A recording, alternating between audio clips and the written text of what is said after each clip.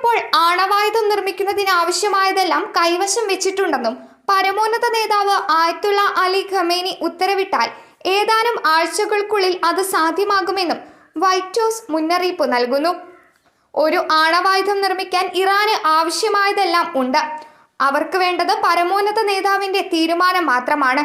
ആ തീരുമാനം എടുത്തു കഴിഞ്ഞാൽ ഇറാന് 2 ആഴ്ചയ്ക്കുള്ളിൽ ഒരു ആയുധം പൂർത്തിയാക്കാൻ കഴിയുമെന്ന് white house press secretary Karoline Leavitt മാധ്യമങ്ങളോട് പറഞ്ഞു. ഇറാന്റെ പ്രവൃത്തി ഇസ്രായേലിന് മാത്രമല്ല അമേരിക്കയ്ക്കും ആഗോള സുരക്ഷയ്ക്കും ഭീഷണി വർദ്ധിപ്പിക്കും. ഇറാനുമായുള്ള നയതന്ത്ര പരിഹാരത്തിന് ട്രംപ് സന്നദ്ധത അറിയിച്ചിട്ടുണ്ട്.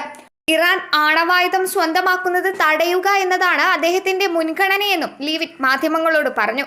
ഏതൊരു കരാറും ടെഹ്റാന്റെ യുറേനിയം സമ്പുഷ്ടീകരണം നിരോധിക്കുകയും ആണവായുധങ്ങൾ വികസിപ്പിക്കാനുള്ള അതിന്റെ ശേഷി ഇല്ലാതാക്കുകയും ചെയ്യണമെന്ന് അവർ കൂട്ടിച്ചേർത്തു.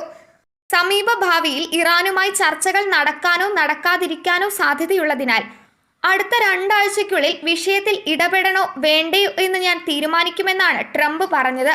കഴിഞ്ഞ വെള്ളിയാഴ്ച ആണവ സൈനിക കേന്ദ്രങ്ങളെയും ഉന്നത ജനറൽമാരെയും ആണവ ശാസ്ത്രജ്ഞരെയും ലക്ഷ്യമിട്ട് ഇസ്രായേലി വ്യോമാക്രമണങ്ങളുടെ ഒരു പരമ്പരയോടെ ഇസ്രായേലും ഇറാനും തമ്മിലുള്ള തുറന്ന സംഘർഷം പൊട്ടിപ്പുറപ്പെടുകയായിരുന്നു. News desk മലയാളാക്ഷരം.